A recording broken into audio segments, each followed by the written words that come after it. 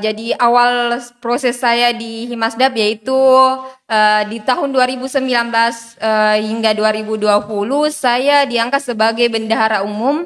Di tahun 2020-2021 saya kembali dipercayakan sebagai wakil ketua umum.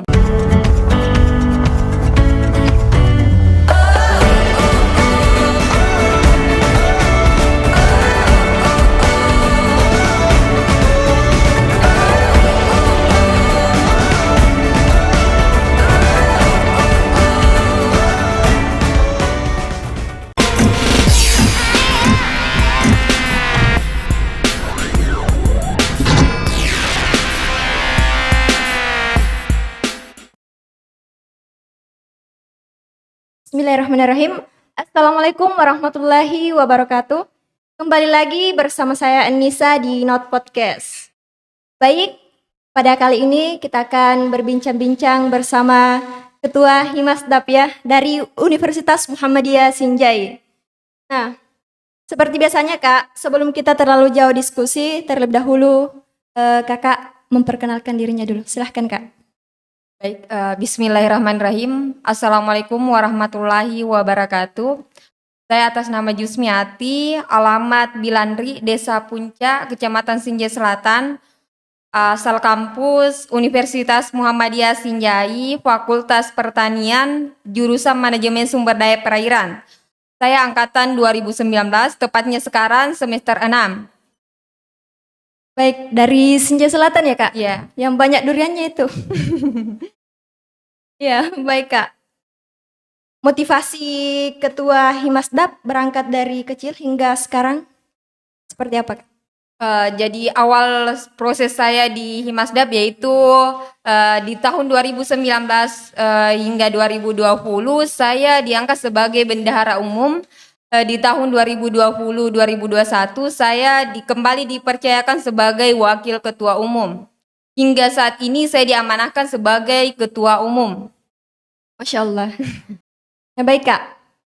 Lanjut Kak, beralih ke pengalamannya Kakak, pengalaman kampus. Gimana kan sebagai ketua ya? Ya. Dan bagaimana sih cara Kakak untuk memanage waktunya dengan baik semaksimal mungkin?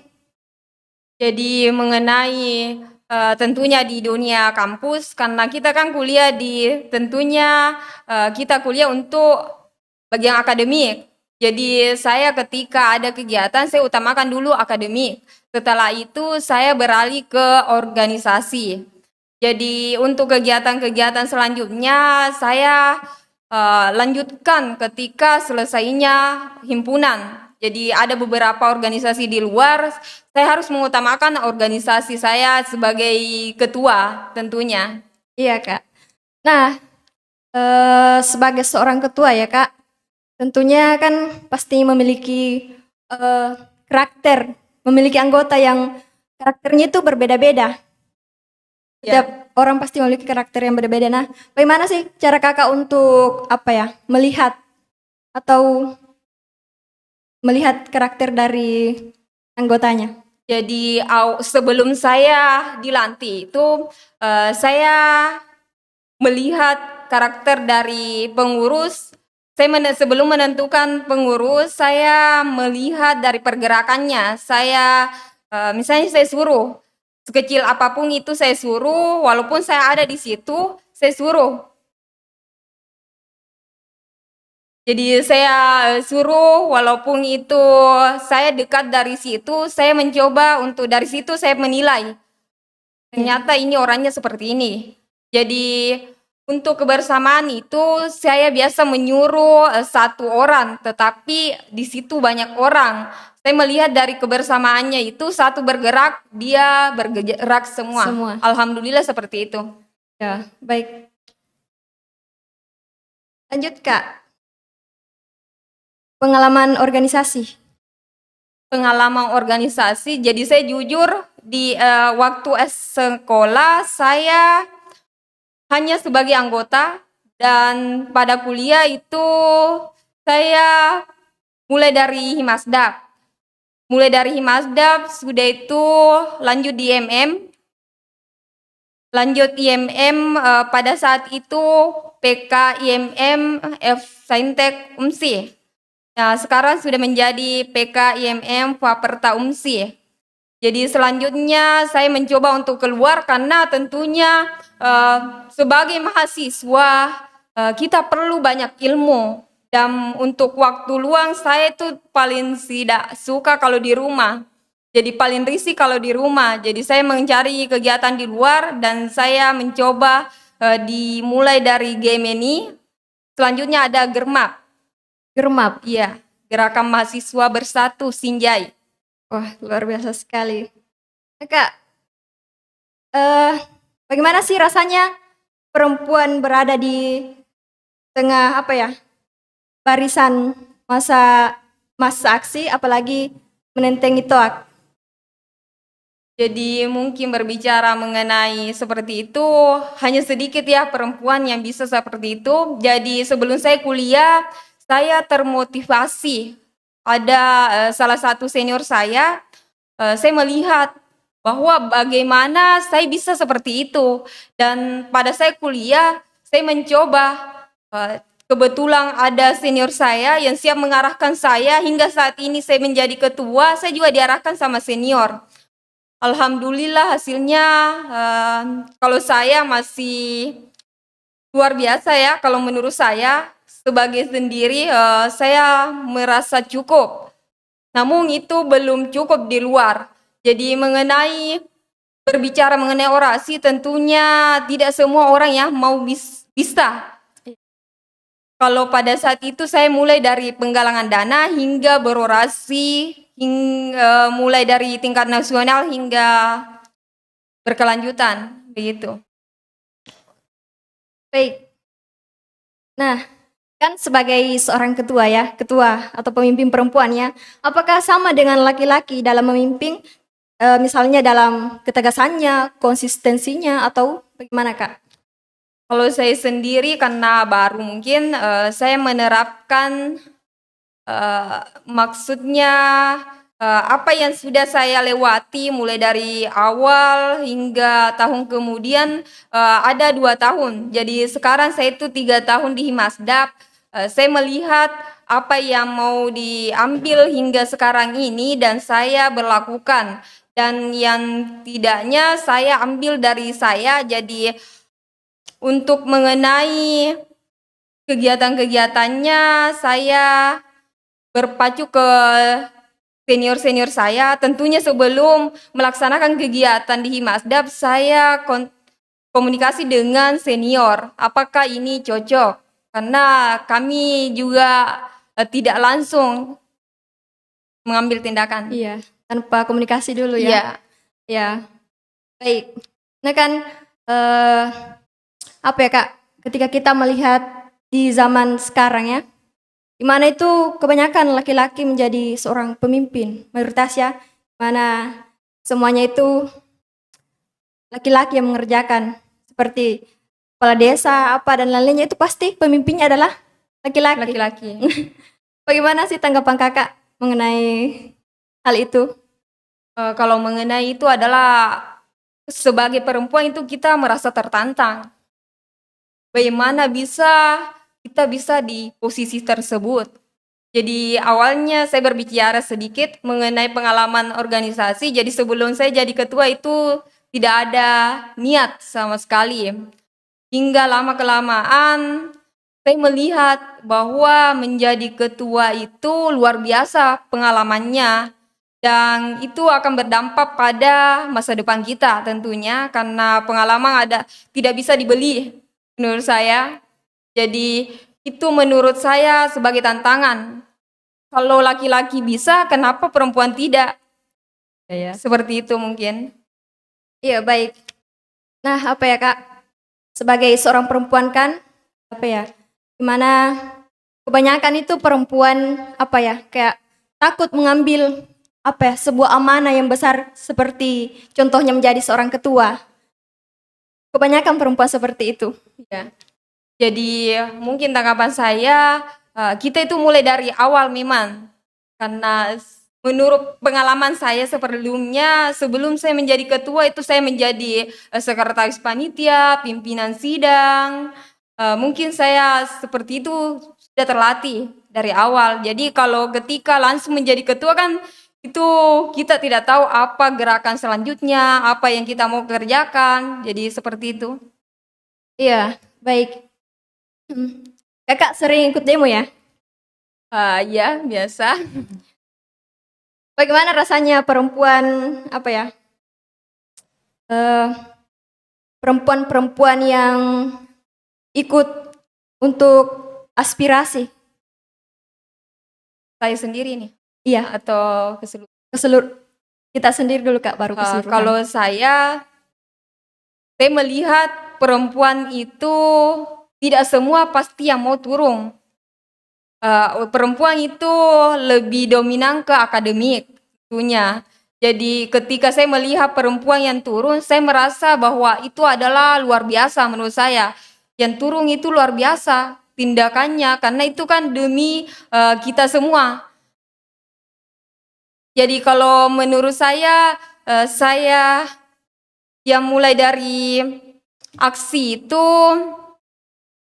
tentunya itu adalah tindakan yang harus dipikir terlebih dahulu kan karena tidak mungkin semerta-merta kita langsung berbicara. Ini luar biasa, lingkupnya luar biasa. Jadi kita dijaga, yang perlu dijaga adalah ucapan kita, kata-kata semua. Jadi yang perlu diperhatikan itu.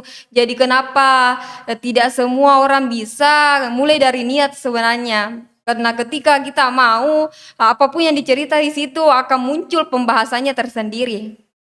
Iya, baik. Mungkin apa ya Kak? Kakak bisa memberikan motivasi kepada perempuan-perempuan agar bagaimana perempuan itu harusnya memang turun untuk ikut berpartisipasi untuk aksi seperti itu. Jadi mungkin kalau dari saya, kita itu perempuan harus juga banyak pergerakan karena saya melihat dari laki-laki itu kebanyakan yang turun. Kita melihat contoh dari situ, biasa berdiskusi itu lebih dominan laki-laki yang bersuara. Nah, kenapa seperti itu? Karena laki-laki sering mengikuti diskusi ruang-ruang seperti itu. Jadi mungkin di situ dari diskusi bisa melahirkan aspirasi. Menurut saya seperti itu. Jadi kita sebagai perempuan itu tidak hanya diam di rumah lah. Ketika mempunyai waktu, silahkan dihadiri mengenai diskusi-diskusi. Karena itu luar biasa ilmu yang didapat. Nah, disitulah terlahir aspirasi kita. Jadi itu sangat luar biasa lah ketika kita bisa mengaspirasikan apa yang menjadi aspirasi dari masyarakat yang itu yang dihasilkan sangat luar biasa karena dari kita semua itu akan berdampak kepada masyarakat sekitar. Sangat luar biasalah ketika suara kita didengar dan itu akan berdampak kepada masyarakat. Mungkin seperti itu. Iya Kak. Tapi melihat sekarang ya mayoritas perempuan mahasiswa itu di mana yaitu apa ya, kayak tidak terlalu ingin dalam berorganisasi. Di mana kalau berorganisasi katanya ada isu-isu yang saya dengar bahwasanya ketika berorganisasi itu hanya apa ya, buang-buang seperti itu. Buang-buang waktu. Iya, dengan kan kalau misalnya kita berorganisasi kan juga butuh kayak uang ya, seperti itu Kak. Iya. Dan kebanyakan mahasiswa sekarang itu layaknya jadi mahasiswa kupu-kupu, rumah Iya. kampus. Itu karena tidak mengetahui apa dari manfaat ketika kita melaksanakan kayak diskusi. Dia belum mengetahui, belum mencoba, langsung menjustis, buang-buang waktu. Mungkin seperti itu biasa yang saya dengar. Jadi saya sebenarnya itu dulu tidak suka mengenai diskusi-diskusi. Cuman saya melihat ketika perempuan itu menjadi pembicara, itu sangat luar biasa karena tidak semua. Jadi saya itu termotivasi oleh perempuan-perempuan ketika ada orasi, saya bisa, saya harus juga bisa. Karena kan dia perempuan, saya juga perempuan. Dia orang Indonesia, saya orang Indonesia. Iya. Jadi seperti itu. Nah, sedikit lagi Kak, kan pengalamannya, Iya. pengalaman waktu di kampus kan seperti ini. Eh, Ketika ada pertanyaan dari dosen atau entah diskusi dalam ruangan itu, ada pertanyaan-pertanyaan seperti ini. Weh, anak organisasi ini kenapa tidak begini-begini? Tidak apa ya? Bertanya seperti itu, tidak mengeluarkan pendapat-pendapatnya jika ada pertanyaan ataupun ya pernyataan. Jadi kalau mengenai itu, di saya itu tidak terjadi karena ketika berdiskusi saya memang lebih aktif karena saya lebih aktif berdiskusi daripada pelajaran matematika seperti itu, kurang dipelajari itu kalau matematika kurang aktif. Jadi ketika ada diskusi saya aktif sekali. Jadi itu pendapat teman-teman, pendapat dosen biasa, oh organisasi, anak organisasi. Jadi ketika tidak dinampakkan organisasi seperti yang tadi dikatakan oleh kakak, itu akan terjemar bahwa organisasi kok tidak berbicara. Iya. Jadi saya menerapkan hal itu. Jadi ketika saya mendengar kata-kata seperti itu, saya jadikan itu motivasi bahwa itu harus dibisarkan. Misalnya kita direndahkan, oh harus dibuktikan, bukan dibalas jelek, tapi dibuktikan dengan kebaikan. Ya. Seperti itu. Tapi memang pada kenyataannya sih bahwasanya ketika kita berorganisasi maka sedikit dan perlahan-lahan kita akan mampu untuk bagaimana supaya kita percaya diri Ya. seperti itu. Nah, baik Kak.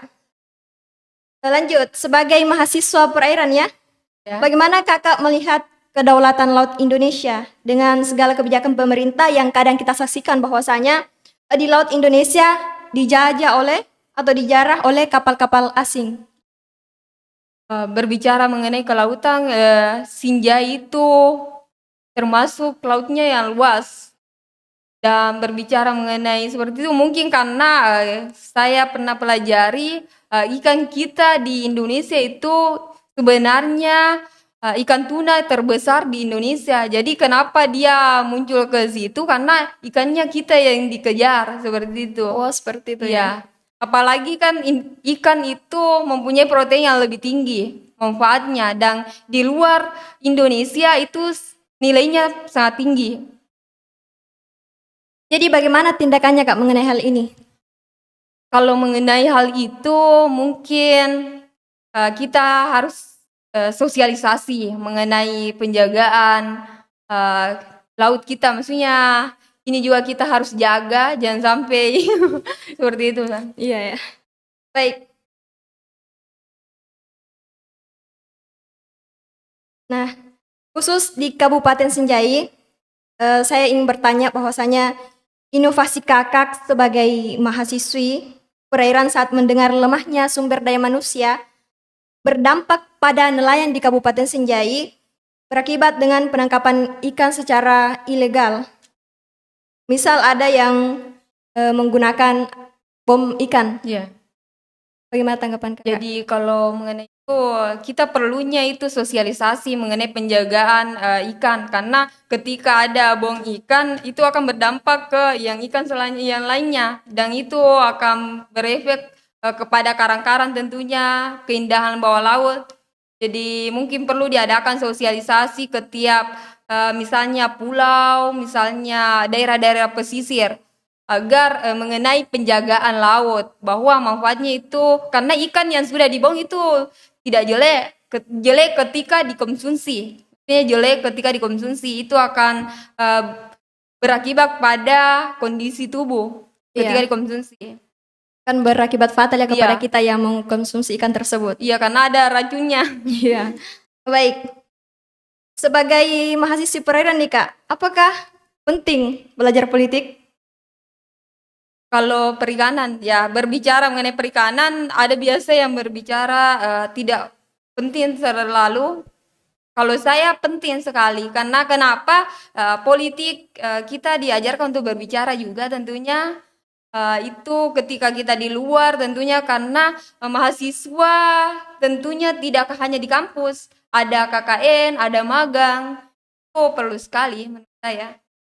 Iya. Nah, ketika kita berbicara mengenai perairan ya Kak, Apa hubungannya dengan politik, dengan perairan?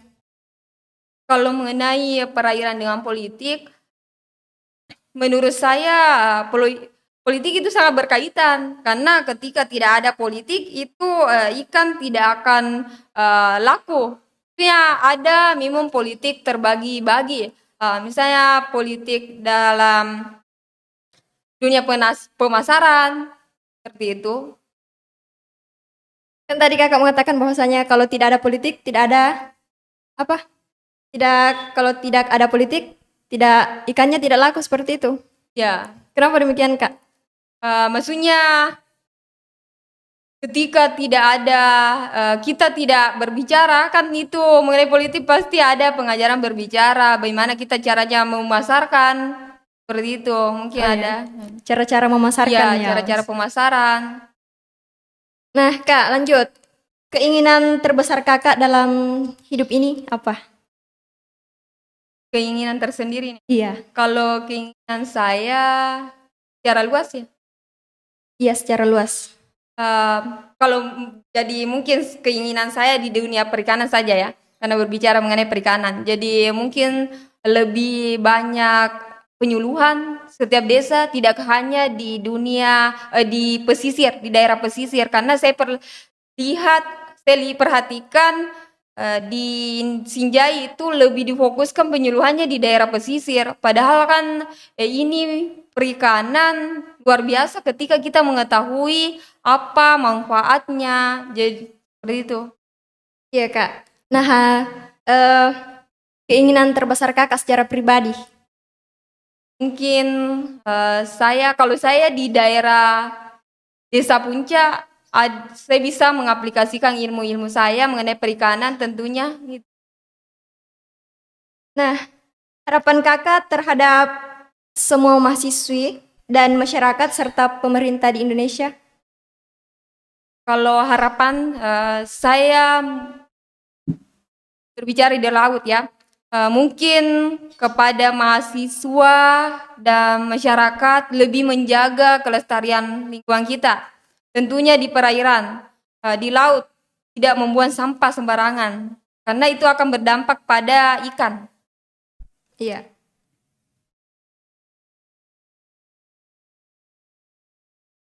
Baik, mungkin cukup sekian ya kak pada kali ini. Terima kasih banyak atas kesempatan kakak. Ucapkan Assalamualaikum warahmatullahi wabarakatuh.